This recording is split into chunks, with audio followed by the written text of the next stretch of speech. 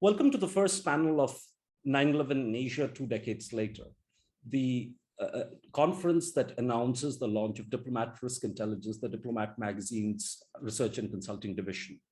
In this panel, we will focus on how 9/11 shaped counterterror postures and regional foreign policies in South and Central Asia.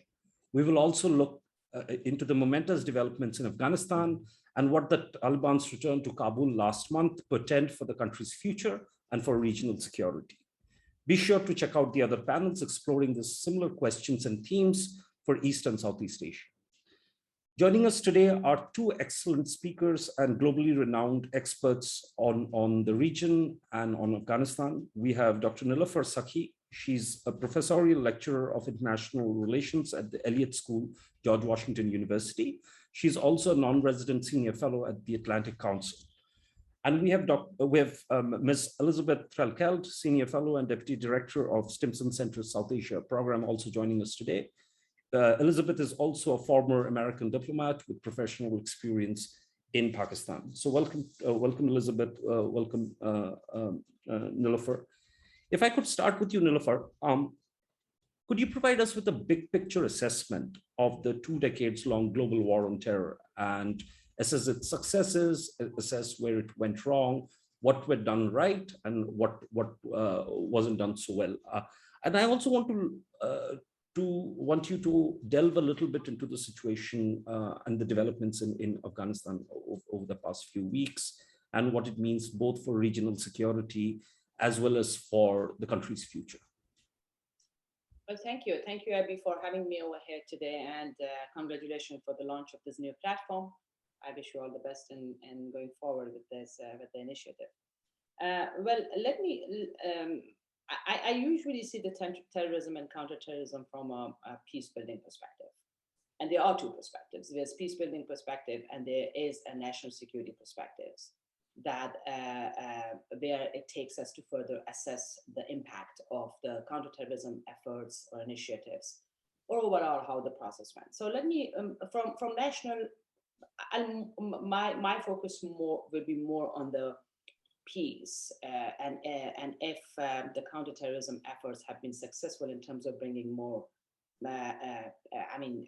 stable, launching or creating more stable societies, or dismantling terrorist organizations, or addressing some of the issues that caused terrorism. So I'll be looking at that aspect more than the national security element.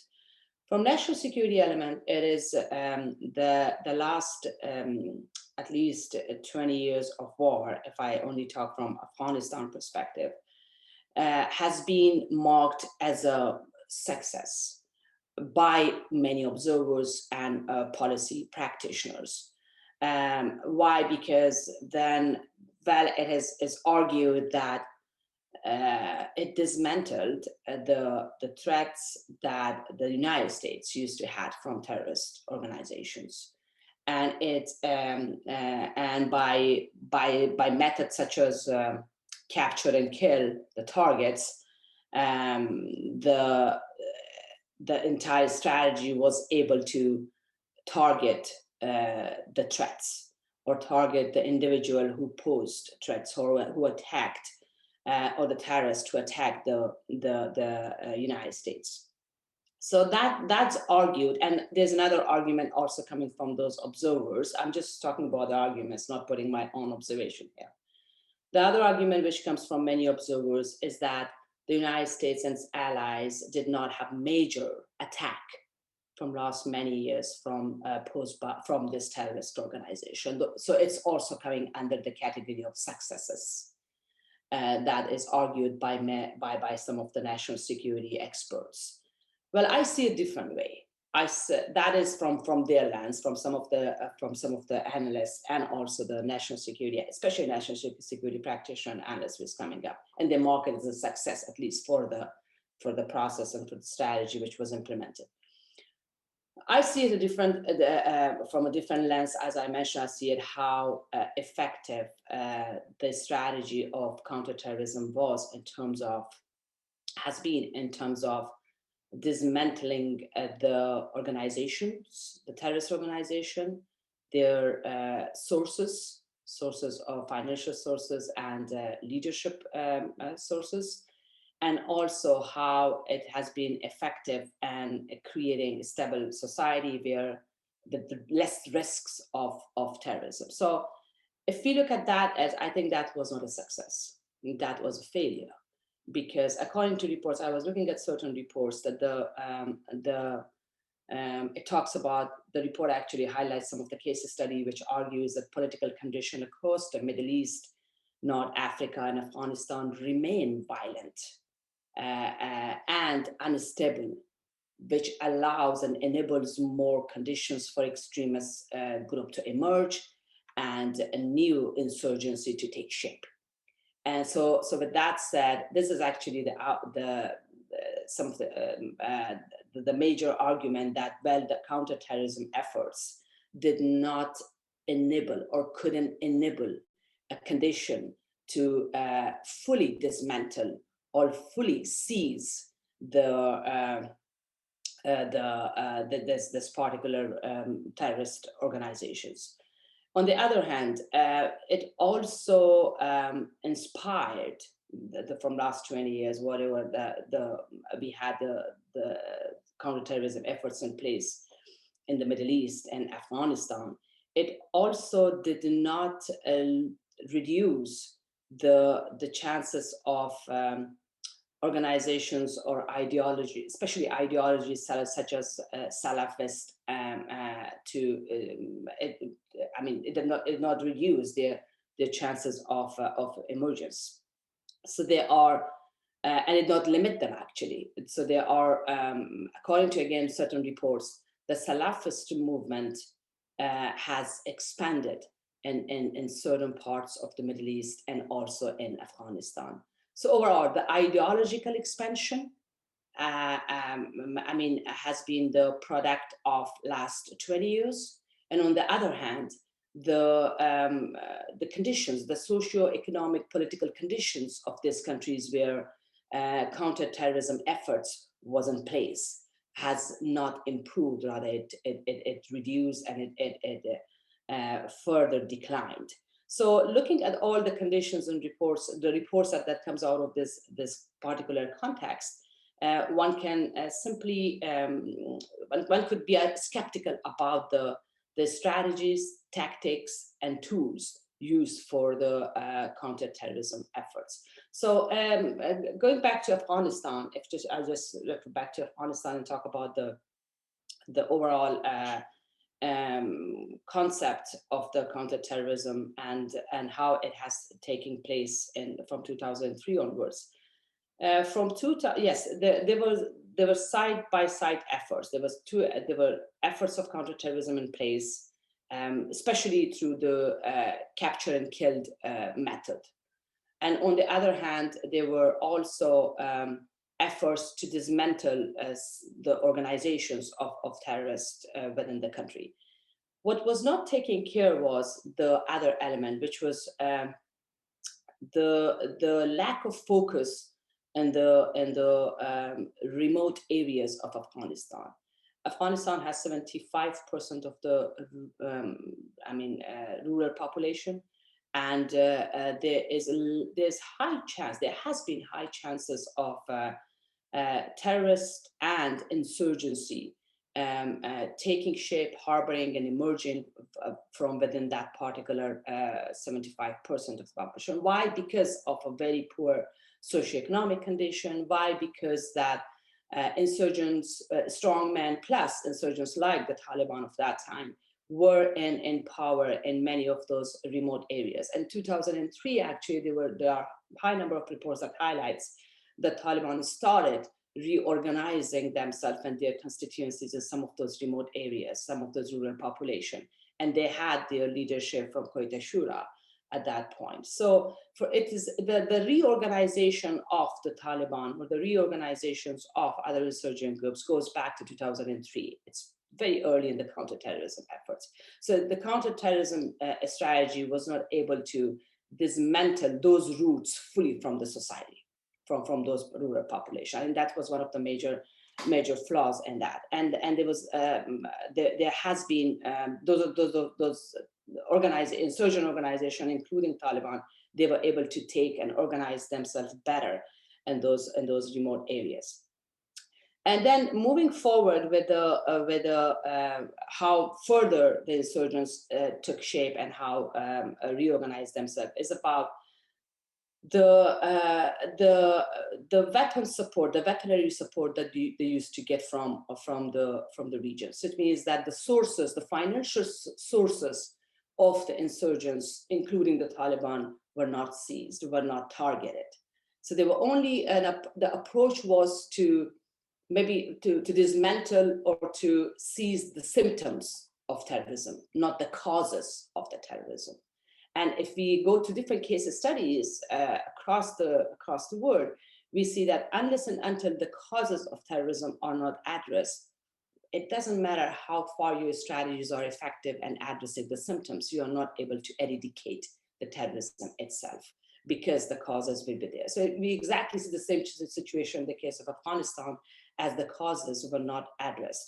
So then going back to the, I think I had also a question from you, Abby, about the Taliban, how the circumstances that allow the Taliban to so swiftly take Kabul, which also goes back to their 2003, that there are internal and external factors. The internal factors is certainly that their reorganization from 2003, they're building Taliban's building their constituencies within the, mostly the rural population from 2003 onwards, and they have their kind of a governance system in place since then.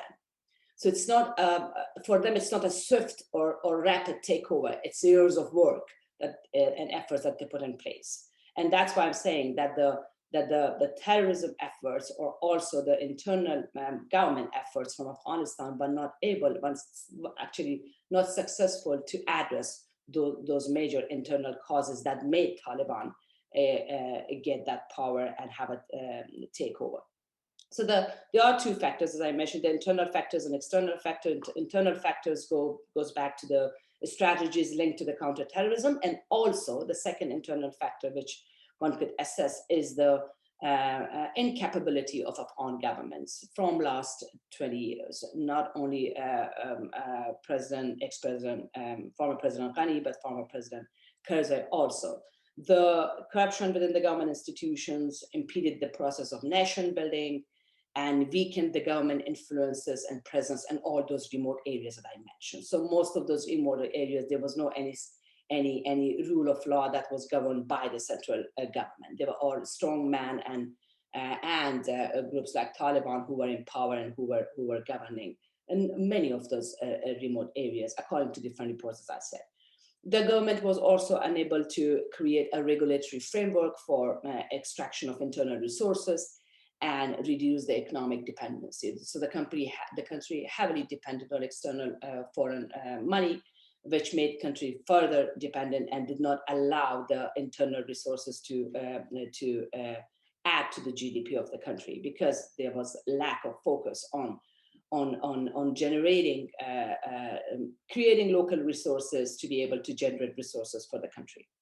So that lack of governance and corruption and a lack of capability within the government institutions, and also the most important, the fragmentation within the government from last 20 years. There was a lot of it. There was internal political fragmentation, where political actors were very busy and gaining more power rather than working on the national interest of the country. So with the all personal interest of individual, which played a major role in the politics rather than the national interest. So these are actually the internal factors which made a group like Taliban to emerge, build their constituency, and have more of support within the population that they now claim actually that they had the people's support during all the surge from last 2 years.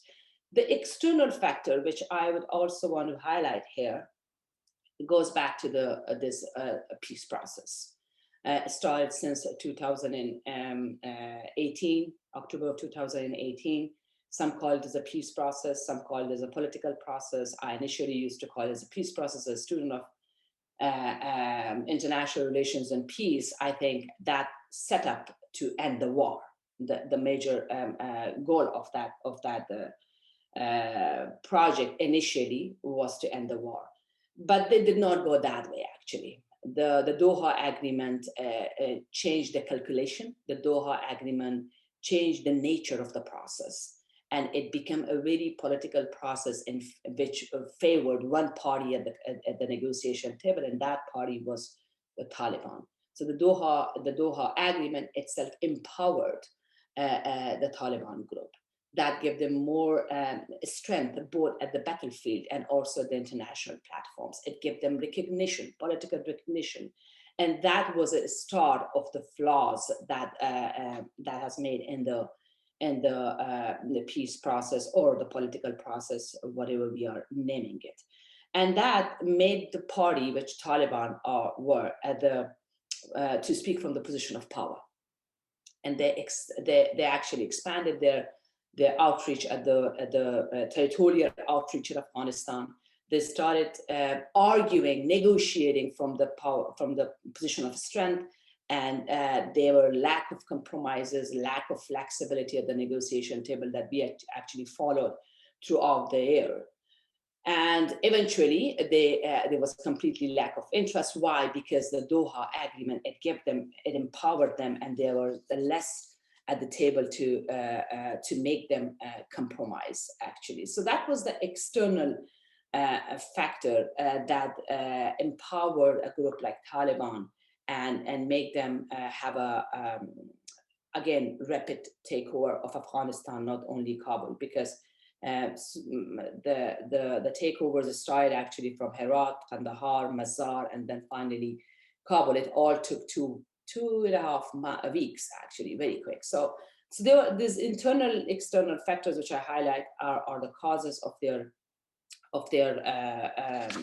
rapid takeover. Now, there's a question that well, if that has, what impact it will have now. Overall, I think no one in Afghanistan was expecting or thinking of such a rapid takeover. And both the observers here in Kabul were thinking of another 6 or 7 months of this political process and a very peaceful peaceful negotiations and political settlement at the end through different mechanisms. So that was kind of scenarios that the observers were thinking of, and Afghans also. So the takeover has shocked, and the takeover, especially without resistance, without fight, that also has shocked many inside Afghanistan. And therefore, it seems that for people still, it's unacceptable to believe what happened, because they were not thinking of the rapid takeover with the collapse of the system. The takeover were kind of imagined by some with the collapse of a government, but not collapse of a system, because collapse of system means collapse of last 20 years of all the gains, last 20 years of all the investments. So that was not expected by many inside Afghanistan and also outside Afghanistan that observe closely the peace process, observe closely the overall counterterrorism efforts in Afghanistan, because even with that, there was kind of scenarios that everyone was thinking that, well, counterterrorism efforts will be there. There will be a program focused on counterterrorism in Afghanistan going forward. So that won't be the end of everything in Afghanistan, end of US presence, end of the ongoing process. So therefore, that has shocked the population in large. And I stop here, and there are questions that Abby, you also posed, and I'm going to get back to them when the time allows. Thank you. Turning to you, Elizabeth, I had a similar question for you, but from your vantage point of being a former American diplomat who had served in Pakistan, how do you see the global war on terror having played out? in Pakistan, how has it affected US-Pakistan relations? Because there have been, as you and our viewers know, there have been ebbs and flows to the US-Pakistan story throughout these 2 decades, and a lot of movement. So how do you see that? That would be the first sort of complex of questions I'd pose to you. But I also want you to focus in your remarks on the significance of the ISI chief Faiz Hamid's recent visit to Kabul, a visit that was almost designed to be noticed by everybody concerned. So which is a very interesting posture that a spy chief could adopt.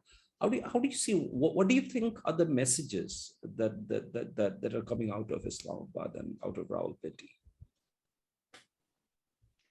Thanks, Abby, and congrats from my side as well for the launch of this new initiative. I'm excited to see where you all take this, and will be an avid reader for sure. So if I could start my remarks kind of big picture, then I'll zoom in on the region and Pakistan specifically, and try my best to gaze into an admittedly hazy crystal ball and see where this takes us, because I think as with a lot of analysis on Afghanistan and the wider region these days, it's important to caveat that things are developing by the day, by the hour. And so these are at best kind of first draft analyses of where we are. But I think that's all the more reason to take a look back at what we've seen over the past 20 years of the global war on terror, which itself is a problematic construct, as has become very clear over the past few decades. Now, looking back over what I hope are lessons learned from the US perspective, I would say in terms of the approach to terrorism, it has become clear that you can't wage a war on terrorism.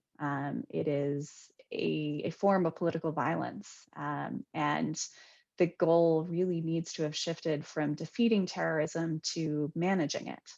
An acknowledgement that there is only so much that can be done, and indeed that the presence of US forces, particularly in large numbers, can actually make things worse and not better. And I think that for my purposes is one of the main lessons learned, or at least lessons that I think should be learned. I can't say to what extent these have been taken up, but that's something that informs the way that I view these conflicts going forward. Over time, I think it's been interesting to see how the US approaches counterterrorism in terms of its toolbox. So we started initially in both Afghanistan and Iraq with a light footprint. This was the Rumsfeld Doctrine. And as situations deteriorated, we shifted to the massive surge of troops in both countries, the focus on counterinsurgency, on winning hearts and minds. And now we've kind of come full circle in a way, with fewer boots on the ground, a focus on working with and through local partners to try to manage some of these conflicts. That comes with its own complications, as we've seen play out in locations like Syria, for example, where our partnership with the Syrian Kurds has caused some strife in terms of Kurdish-Arab relations in the region, in terms of Turkey's foreign policy priorities and strategic interests. So it's important to bear those in mind, that these are not cost-free partnerships that we're striking necessarily. There's also the challenge of what happens when, perhaps inevitably, US troops depart and those partners are left on their own, which is something that I'll reflect on in a bit in terms of what we've seen in Afghanistan. I would agree with Nilofar that what we have seen over the past 20 years, even though I think it's worth noting that there hasn't been a large-scale successful attack nearly approaching the scale of 9/11 in the US or any of its partners or allies since then. Nonetheless, the threat has metastasized. We see these groups active across South Asia, across the Middle East, across parts of Africa and the Maghreb. And so that is a concern going forward in terms of management, in terms of the asymmetric nature of these conflicts, where even if these groups fail 99% of the time, that 1% can still be quite destructive and very disruptive to the global order, as indeed we saw in 9/11.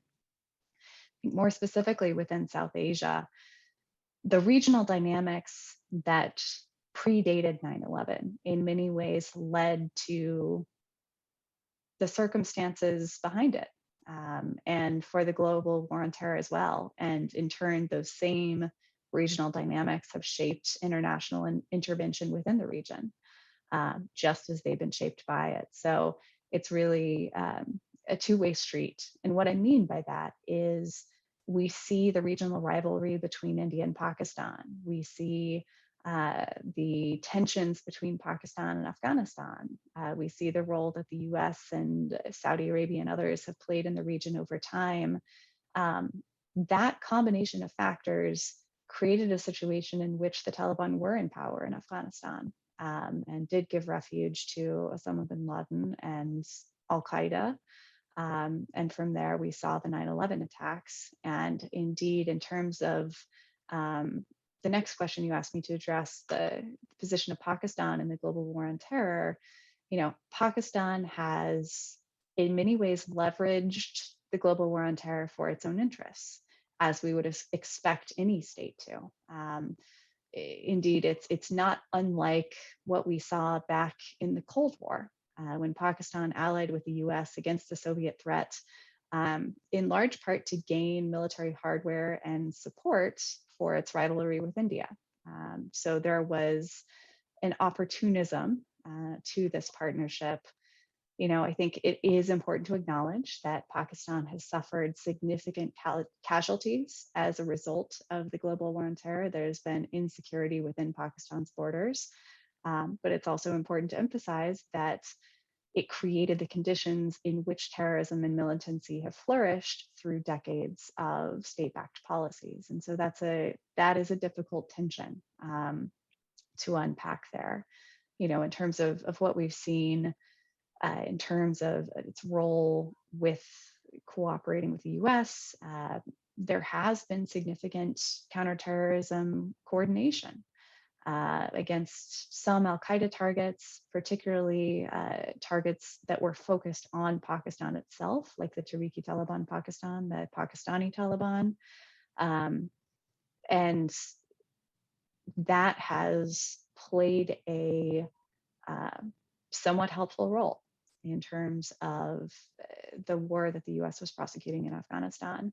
Pakistan has also allowed access through its ground lines of communication, its airspace, as we're continuing to see with over-the-horizon flights.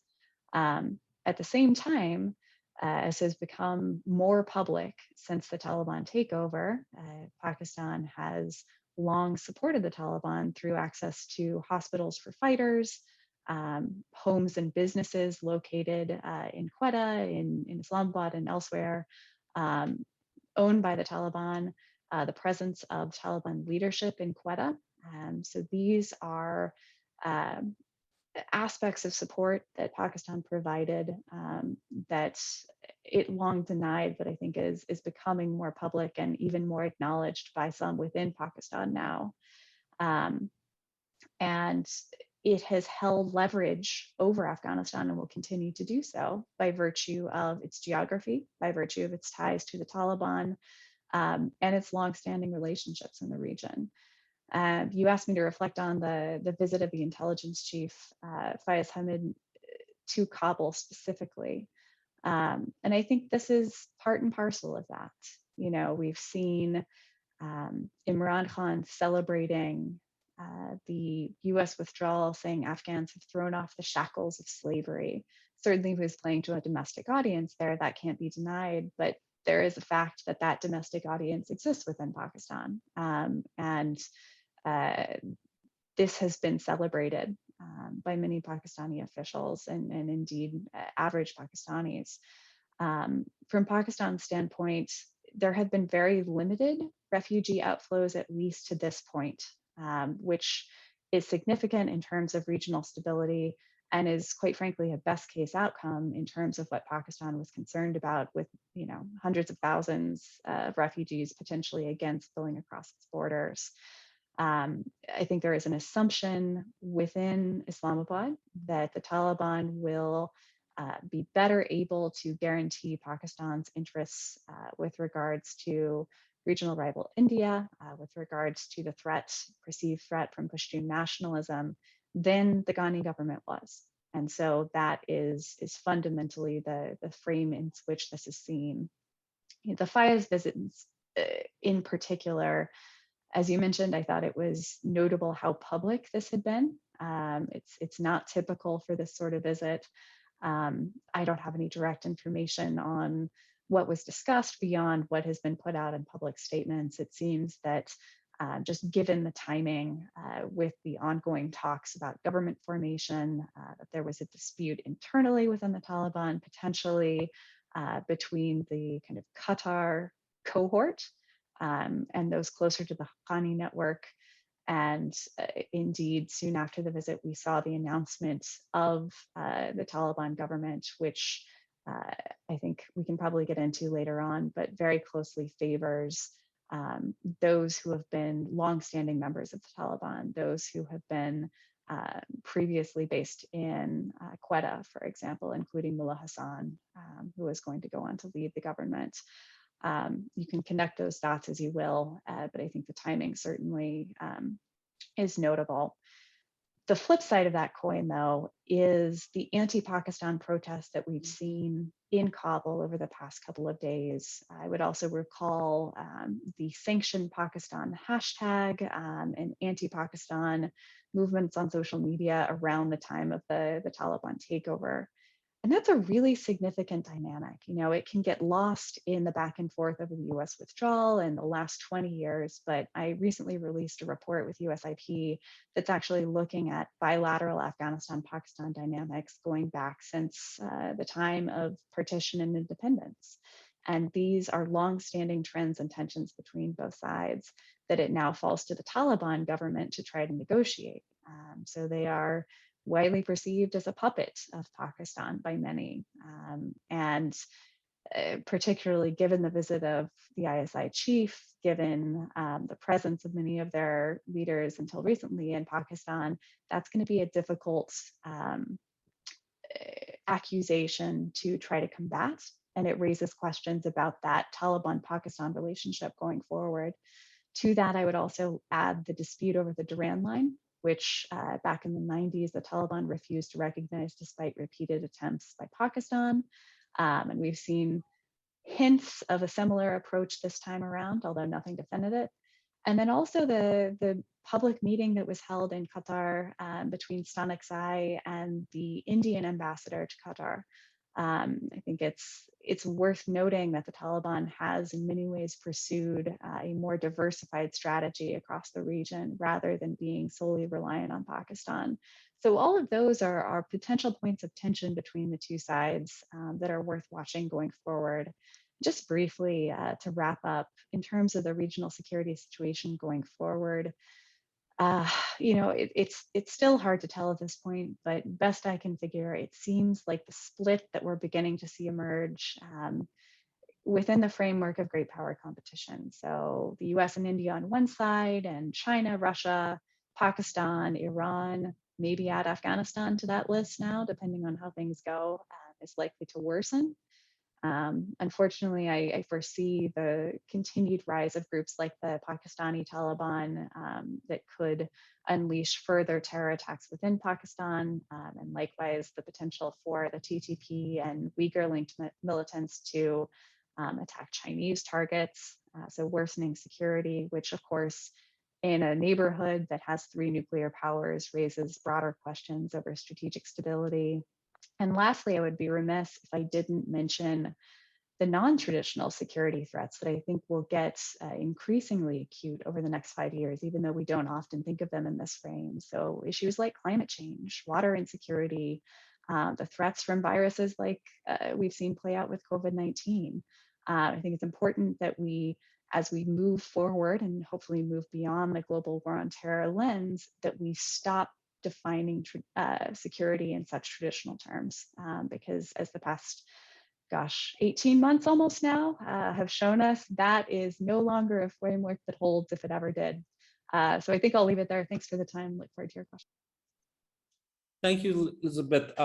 Lots of interesting thoughts there. Listening to you and also listening to Nilofar, and also for our viewers, DRI just released a first part of a two-part report on Afghanistan and Taliban 2.0, where some of these themes have been explored in some detail. And both, I'm very happy to say that both Nilofar and Elizabeth were two of the experts we had consulted for that. But listening to both of you, what you had to say, my first observation was that the Taliban is going to soon be a victim of its own success. And I'll tell you what I'm thinking. I'm thinking first that it has to balance its need for international recognition and money, plainly put. And that includes, it has to cultivate China, it has to cultivate Pakistan and bear the costs of such relationships, because there will be costs attached to that. But at the same time, it has to balance this with its core ideology, right? And has to play to its base. And so how it manages to do that remains to be seen. I'm not particularly optimistic about this. I think both of you brought out the split that we saw emerge within Taliban in the run-up to the formation of the interim government, where now it seems that the head of government is a compromise candidate, and there was a lot of tussle around that. So you have those splits and this demand to balance the need for international recognition and your core ideology. How the Taliban manages to deal with all of this would be very interesting to watch. But Nilofar, Iran. I mean, Elizabeth mentioned India. If India is India casts shadow over Afghanistan, well, Iran is right there. And so how do we see Iran dealing with all of this, given Iran's own geostrategic compulsions, as well as its own domestic politics and sectarian dimension of that domestic politics? Well, regarding your first question, Abby, I think from last 2.5 years, since Taliban has been involved in this all political discussions about the political settlement, we haven't heard anything from the Taliban on the governance strategy, on military strategy, or law enforcement, security enforcement in the country, in Afghanistan. So with that, there was a lot of analysis actually during this so-called peace process, that Taliban don't have any plan for governing the country. Now, but today, we kind of think the same. We kind of see the same thing.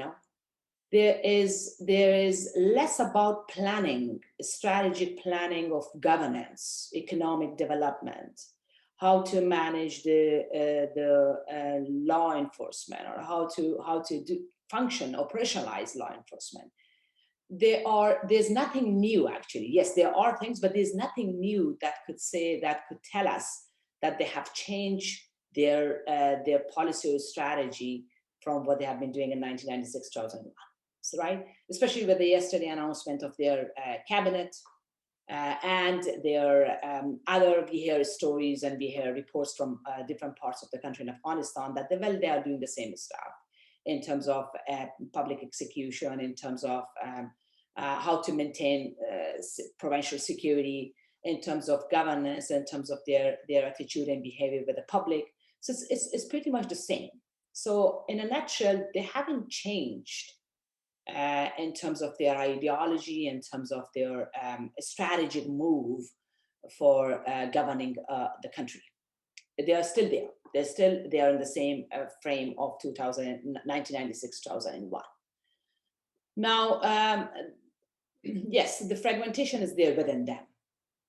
Also, I mean, the reports that we have from Kabul, that it took them time to build their cabinet because there was a fragmentation within their own political figures. Now, I don't see they will succeed in governing the country for a long time.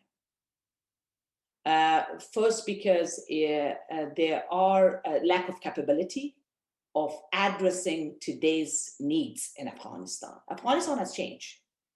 It's not Afghanistan of 1996.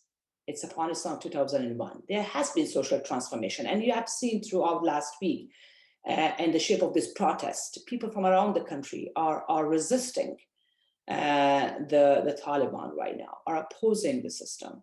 And it shows a transformation, actually. It shows a change in the population. It shows that people don't want to live under the same umbrella, that whatever umbrella the Taliban would put forward in terms of their ideology and guidelines to lead their life. So going forward, they will have serious crisis with governance and serious crisis of satisfying the broader population. Broader population means the entire country.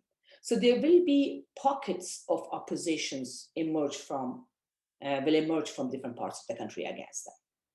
And it will be difficult for them to manage those pockets of resistance that will emerge from across the country. So that will be a challenge. And that pockets of resistance group, they will stand and rise because of the grievances that they will gain throughout the time when the Taliban start governing the country. Because again, it's not because what we see now in Taliban's move about the governance, it's because they haven't changed and they haven't actually provided a guideline that give the population a change in strategy of governing the system. And that's because of that fact. And people have the memories from 1996, 2005, 2001, that they keep talking about those particular years. People start bringing all those stories and trying to compare with what Taliban are doing today. And that comparison also giving an image to among the people, creating an image among the population, the Taliban haven't changed. And that's why it creates further fear, frustration, and hatred against them. And that fear, frustration, and hatred can add to people's aggression. And that aggression could lead to the emergence of resistant group around the country. So this is all the challenge, this is all the links that goes back to their past performance, plus the current performance that they haven't actually shown any particular strategy or guideline that's different from the last time that they governed. So going forward, I think that would be a challenge for them in governing and also preventing the population to rise. In terms of Iran, well, Iran had a kind of a mixed approach towards Taliban. Iran initially did not like any Islamic emirate next door. And Iran was not in good terms with the Taliban in 1990s. In 1996, there was almost a fight between the Taliban and Tehran because they killed their diplomats. So there were all kind of anti-Taliban sentiments in Iran.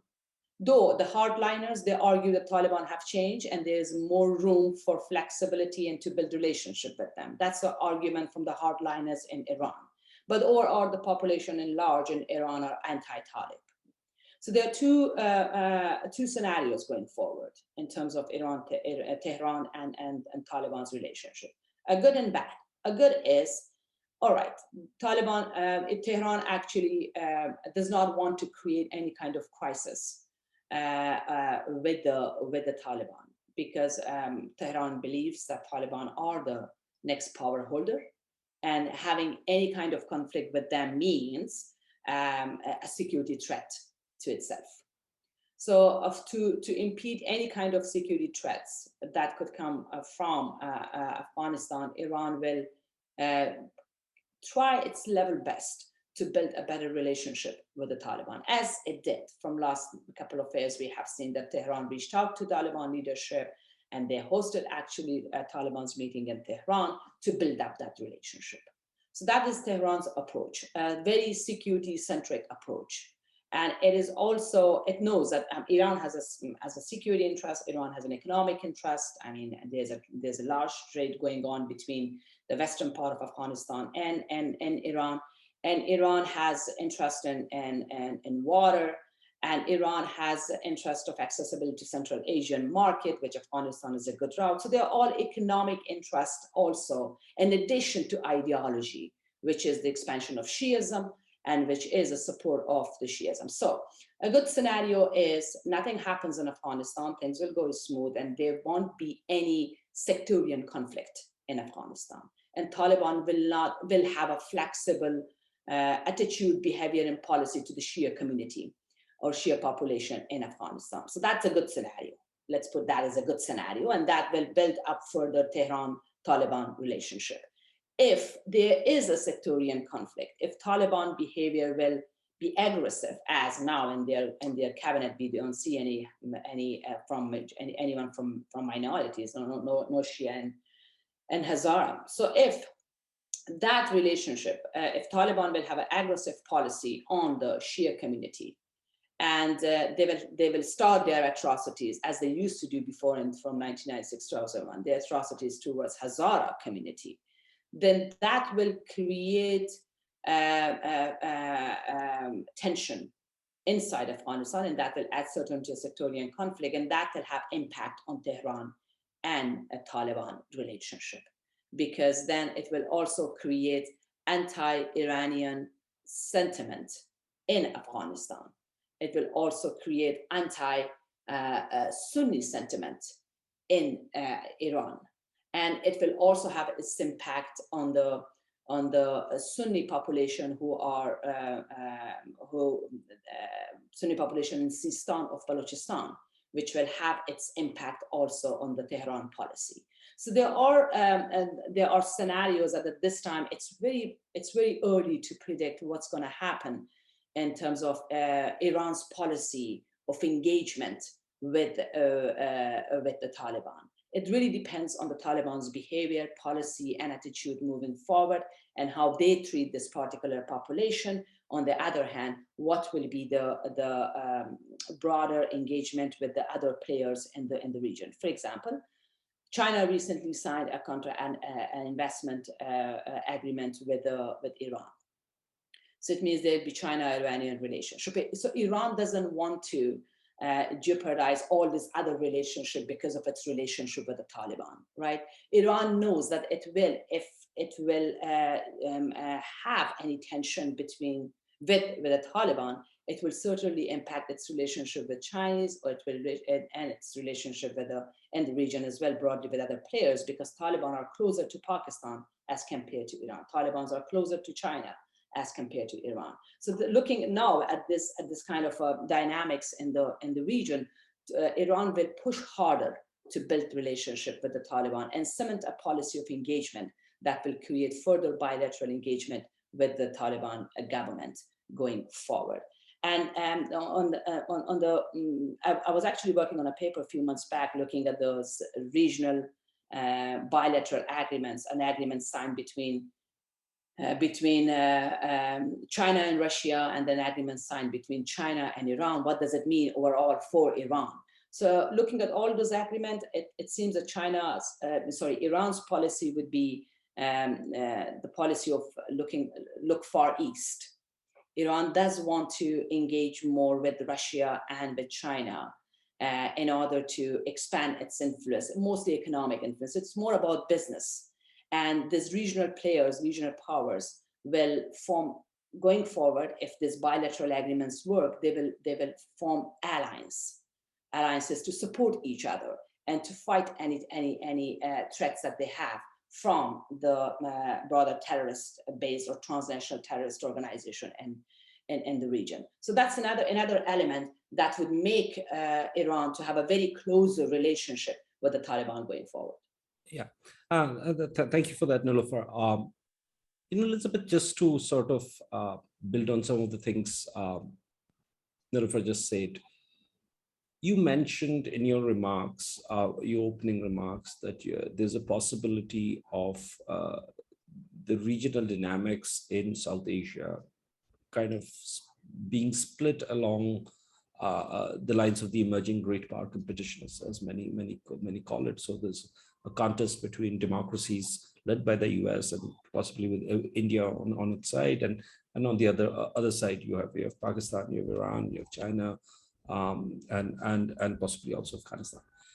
I want to sort of push back against this a little bit, because you already see signs that India would be more than happy to talk to Tehran, if Tehran is listening to Delhi, that is, on what to do. The India-Iran relationship is extremely complicated. We keep on hearing about Chabahar. It has become our economic Shangri-La. Someday we're going to see it. So you have, but then that relationship, the economic relationship, India's economic overtures received quite a bit of pushback when India followed US diktats and reduced its oil imports from Iran, and Tehran was not very happy about that. But you see this renewed, some signs that New Delhi might want to engage Iran a little bit more. So to imagine that this is going to be a neat split where Delhi will align itself with Western democracies, at least that's not the way I would think about it, because of Delhi's traditional posture of walking, or rather doing very complicated balancing acts. But let me ask you, where do you see Delhi fit in? If you remove Pakistan from the story, and if you don't view Afghanistan through the India-Pakistan lens, so where does Delhi fit in? I mean, you've seen India has made considerable investments actually in Afghanistan, in lieu of maybe a visible security presence. And now, although the future of these investments look uncertain, to say the least. So, how do you see India respond to what's going on? Yeah, it's a great question. I think, first of all, just in response to your thoughts on India and Iran, it will absolutely be messy. To that, I would add India-Russia relations, which are longstanding and based in the defense relationship and technology sharing and all of that. So far be it from me to say that this is going to be a very clean split between the two sides. It's more just, in particular, the US and the EU, maybe on one side, and China and Russia leading the charge on the other, in terms of recognition, in terms of relationships with the future Taliban government. But it's at the regional level where that gets quite messy and complex. And I think India is a great example of that. So sitting in Delhi, it's been, I'm sure it's interesting for you, but as best I can tell, stuck here in Washington, unable to travel for the moment, speaking with contacts and reading the latest in the op-ed pages, it seems as if there are two competing narratives right now, both of which are probably a little bit overblown, since the truth tends to be somewhere in the middle. But one is that, this is a worst case scenario outcome, that from the India-Pakistan rivalry lens, this is Pakistan winning in Afghanistan, that groups like Jaish-e-Mohammed and Lashkar-e-Taiba will be empowered, that terror attacks can be expected going forward, that Indian investments in Central Asia will be compromised on the economic side. And then it's going to have a really challenging impact too on US-India relations, given the frustration with the US's withdrawal and what happened afterwards. The other side of that is that this is actually an opportunity for India to move away from that mindset, to look east, if you will, and to focus on the maritime theater in a way that it hasn't previously, to engage more with Southeast Asia, with smaller South Asian states, and in so doing, to actually move a little bit closer to cooperation with the US and the Indo-Pacific strategy. I think both of those are probably two sides of a pole, and the truth is more in the middle. But I think it is really worth noting that India has engaged, has reached out directly to the Taliban. What that looks like going forward, is still an open question. I would be surprised in the near term, certainly, if we were to see anything on the order of the $3 billion that India has invested in Afghanistan over the past 20 years. Although some in Pakistan have gone on record saying they recognize India's role in Afghanistan, so long as it's confined to development activities, it gets difficult to do in practice. And so I think it's more a posture right now of watching and waiting. But given the dynamics that I was pointing out earlier in terms of those potential friction points between Pakistan and the Taliban, I think those in Delhi would be wise to explore avenues for engagement with the Taliban to the extent that the Taliban is a regime that they can tolerate dealing with, because I think there is some potential daylight as the Taliban will be looking to diversify their regional contacts. So a lot to see unfold down the road, but I would also be curious for your thoughts, since you are sitting in Delhi and following these issues closely on that question. Elizabeth, my reading is quite congruent to yours vis-a-vis where India stands. And as you very nicely pointed out, there are two sort of schools of thought, two opposing poles, if you wish, on the subject. One is that it's a good opportunity for India to move to act east, Indo-Pacific, etc., etc. Some who adhere to the school of thought will also say that this is an opportunity for India-US relations, because India-Russia relations will be hampered. So that has been advanced. Those theses have been advanced. And then, of course, you have the gloom and doom school that says it's the end of the work.